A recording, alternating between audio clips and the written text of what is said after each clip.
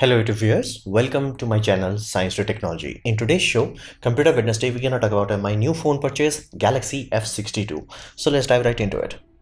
Now, first thing you have to understand, smartphones are like shoes. Basically, if they fit you perfectly, it does not matter which brand they are from. It will be awesome. And again, vice versa can also happen where you are like, okay, I bought this amazing Adidas shoe and super expensive, idiotically overpriced, and it does not fit you. You're like, what the hell did I do? So be very mindful before you buy a smartphone. Please understand your own needs, not anyone else's. What the heck you need. So do not buy phone based on reviews. Basically, figure out your needs, then find a phone that few phones that suit that system, and then use reviews to narrow down your search. So in my case, because I have two active sims, I need two sim plus SD card. Now, why do I need SD card in today's world? Well, first thing you have to understand, phones now can last very long time. They are much better built, much more reliable. Heck, even software is now getting updated on Androids. Like this is my fourth Android phone, and I started when Android was like, dude, the phone you buy, like it had like a Android 8 written on it, Android 9 written on it, simply because there was no idea of updates.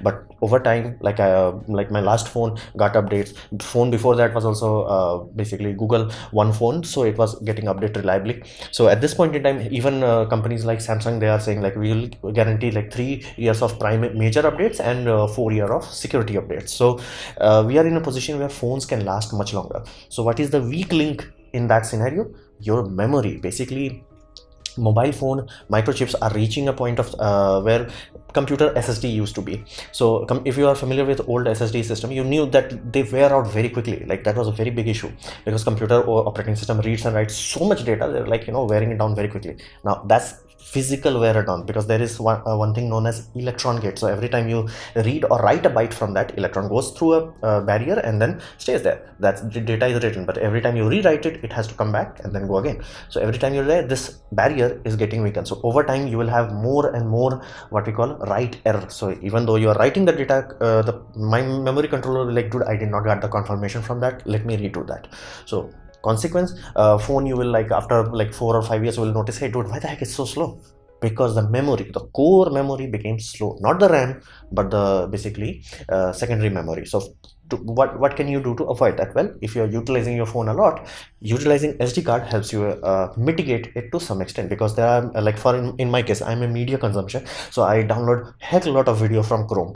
I download a boatload of video from Netflix, as in like offline, and YouTube. So I do like big chungus amount of video files I have created. And whenever you're talking about someone who does video recording on mobile phone and video editing, you're talking some big files. Now in those sort of scenario, if you can basically dump that read write into micro SD card rather than your primary non-replaceable memory, this will wear out over time again, but you can easily replace it. You can easily buy, heck, like buy at this time 128 GB card would be cheap, and by the time like 2-3 years when it's wear down, you can easily buy 256 GB or 512 GB, because like heck, even this can easily support 1 terabyte size.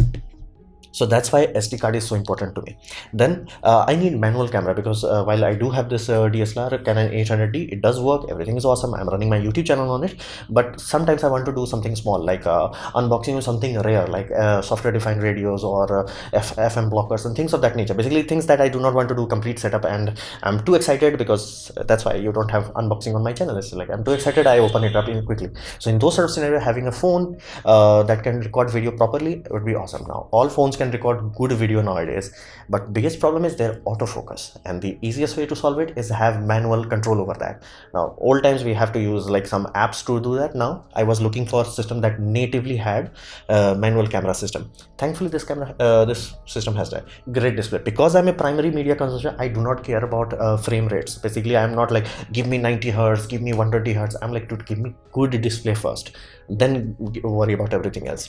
And big battery, because anything other than your basically memory that wears down your system, that is your battery. And the bigger the cell it is, the slower the degradation would be. So if you take the same amount of charge and discharge on a 5000 milliamp hour cell versus a 6000 milliamp hour cell, you will find 6000 milliamp hour cell is like holding its charge at the end of its life much more better. And compared to, let's say, small cells like in iPhones and all that jazz, you will be like, whoa, it is really idiotically fast. Like the life drops off like very quickly, and that's why new iPhone models, they always try to make sure there are two cells. So benefit of that is, rather than having one big cell, having two small cells, they give you good life in the beginning, and then you have like battery replacement program. Because again, smaller the cell, the basically worse life you will get. You always want one big cell rather than multiple small ones. So having something like 5000 milliamp hour, awesome. 6000, really good. In this case, 7000. So I can easily expect after 2-3 years of easy comfortable use, I should easily get good enough, as in like more than 1 day of battery life, even like if I'm using the system all day long. So that's the prime reason why I want big batteries. Then we come to a bit of a controversial aspect. I do not want to buy from Chinese company anymore. So I'm like, that narrows down the list a hell lot of them. And then budget. It should, I am not talking about like anything that I'm gonna be like spending more than 20,000 rupees on it. Like that's my dead limit. It's like I will not exceed that, because I throw away phone every 2 years. So not throw away as in like my phone keeps handed down to my father, then to my mother. It's like things of that nature. So what are my options? Well, the moment I do remove Chinese brand, the options drop a lot. So I have Motorola, I have Asus, Nokia, Samsung, and Apple. These are the primary options that I have. Now the moment I apply second filter, as in like my budget, Asus is up. While Asus does make amazing gaming phone, they are almost priced as like flagship phones or even flagship killer phones, because they are idiotically expensive.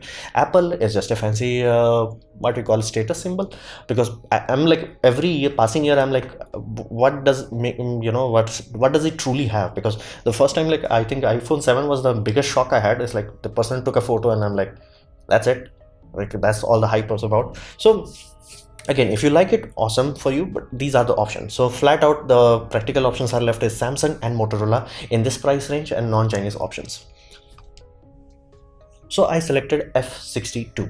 Now the primary benefit, it has a dedicated SD slot, and so far I found this design is surprisingly well done. It has SIM on one side of the tray and SD card on the other side, because the older system like Samsung N30 that I had before this had a very long tray. Now consequence of that is many people broke that tray, and if you're gonna like in and out many SIMs are gonna, you do not want a fragile point. So this design is much better, and it's also made of metal, so it's really good. And I bought a 128GB 8GB version. Now 128GB is not an issue, because SD card I can easily extend it for big chunkus files, and 8GB RAM, because while modern system are like, let's say, consume 4GB of RAM on like actual use, tomorrow's OS will consume much more, and more apps will consume even more. So having more RAM, because I cannot upgrade it, is a really wise choice. Now Exynos was used in this 9825. Now Exynos 9825 is 2 generation back flagship system, so it's really powerful.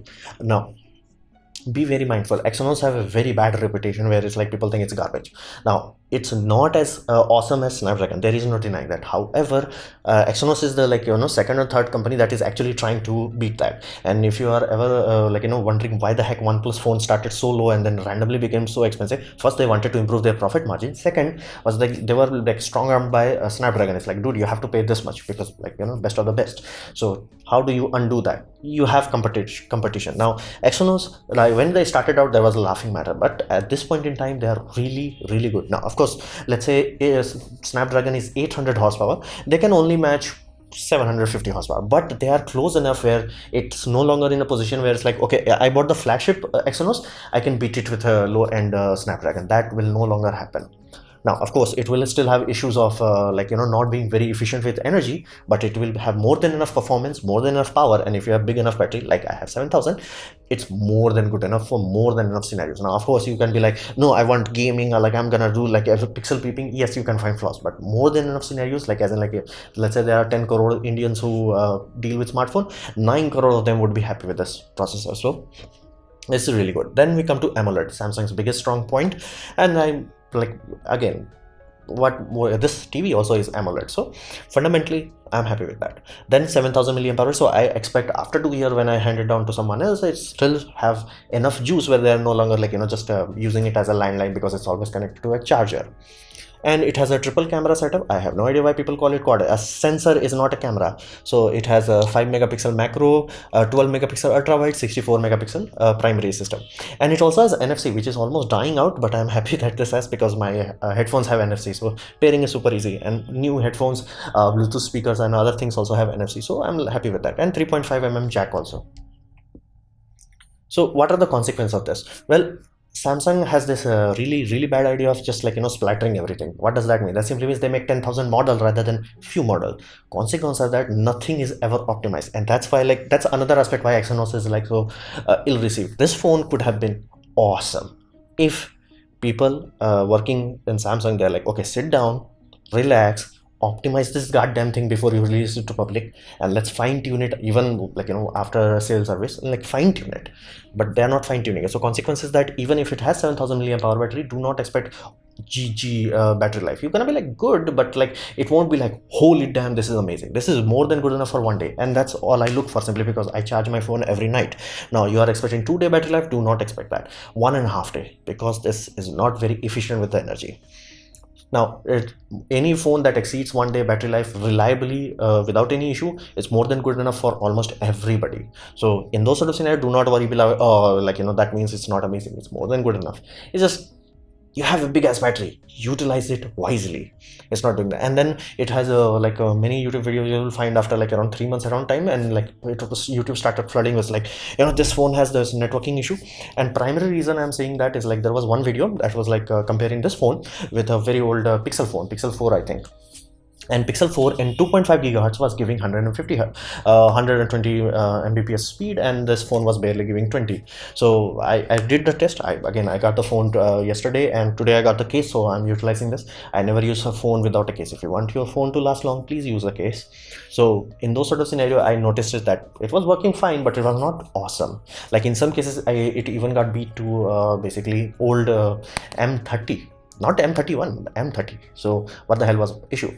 Now I realized like my assessment is like they forgot to like optimize the 2.5 antenna, 2.5 gigahertz antenna.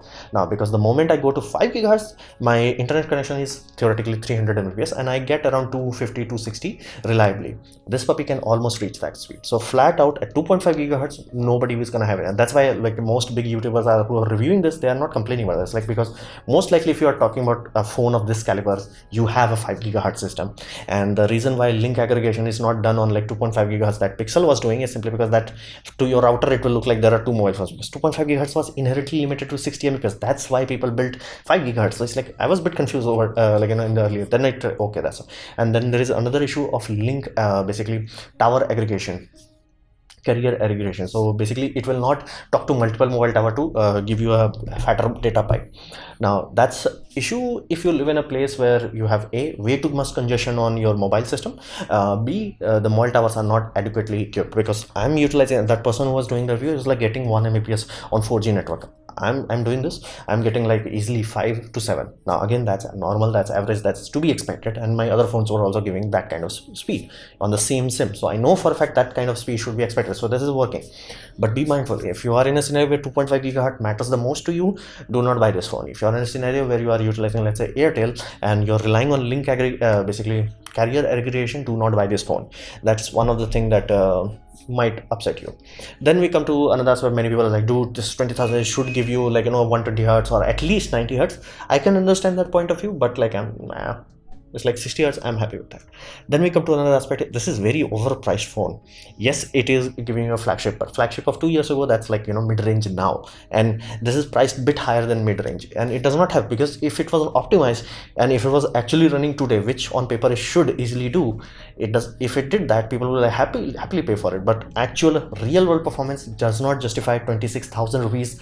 That was the asking price of this phone with 8GB variant. Now I saw this phone on a sale and it was like around 20,000. That's why I even knew about this, and unfortunately I missed the sale. But thankfully there was another benefit that I had. It's like if you can use ICICI bank card, and you can get 2,500 off on that equipment. So I did that. Yes, it does kind of break my 20,000 rupee rule, but problem was like my dad's phone, which already had a cracked screen, started to show dead pixels. So he knew it's like that mobile is not going to last long, so had to do something. And if you go to Samsung's own website, look up what's Exynos capability are. This exact chipset, it will give you 8K 30 FPS or 4K 120 FPS at encoding and decoding up to 10 bit. 10 bit is a very big deal at H.265, H.264 and VP9. That's amazing. That's like cinema level camera. Like that's like a Sony FS. Why I'm saying FS? Basically, oh yeah, FX3 and A7S3. That's kind of a performance capability here. But this mobile phone is limited to 4K 30 FPS. And I'm like, okay, 4K 30 FPS. Full HD is also locked to 30 FPS. They just made a blanket rule. Let's just lock this puppy to 30 FPS. That is truly frustrating. So what if you're not happy with Samsung, and what if your need is not exactly aligned with mine? No problem. I think the second good option is Motorola Gene 60. Now I've already made my decision, already bought with this. The first benefit you're gonna get if you buy Motorola is that 120 FPS LCD screen. Now it's not AMOLED, so I'm not gonna touch this, but if you're like okay with that, awesome, you're gonna have amazing experience with this. And this puppy has Snapdragon 732. For many people that name Snapdragon means a lot, so for those people this will be happy. And this also has a very good powerful main camera that goes up to 108 megapixel, so you are settled on that front also. And the video is no longer limited. It's like, okay, if the processor can go, let's not limit it. It goes up to 240 fps on full HD, so that's really good. So those are awesome, but be mindful. That's why I specified Exynos, while it does have a bad reputation, does not mean it's garbage. This puppy has a much inferior processor, so you could run in a scenario where if you crank the details up on any game, it will not run even at 60 fps. You will barely get 30 fps. So to actually achieve higher than 60 fps, you may have to crank down setting to a point where it looks like potato. So fundamentally speaking, be very mindful. If you're buying this phone, do not expect to to easily beat F60. This is the first time I'm saying Samsung phones have better like on this budget end, basically processor that like can actually stand against Snapdragon, because like 1 or 2 generations ago it was like lol, but now it's like, yeah, yes, this is not the most efficient, most optimized thing out there, but it is more than good enough for more than enough amount of people. Unless you are like, I'm gonna do pixel ppm and I'm gonna do like complete what you call gaming and all that. Just if you are that kind of deep into gaming, buy Asus gaming phone, you will be happy. And if you want to do video rendering, buy this. So this was my presentation on basically my new phone purchase, Samsung F62. Hopefully you have liked it, learned from it. In that case, please click the like button, share it amongst your friends. That will help me a lot. If you didn't like it, didn't enjoy it, I urge you to press dislike. Press it twice to show me extra disappointment. Please leave a comment, because I do try to reply to all of them. Subscribe, press the bell icon if you're free, and as always, thanks for watching.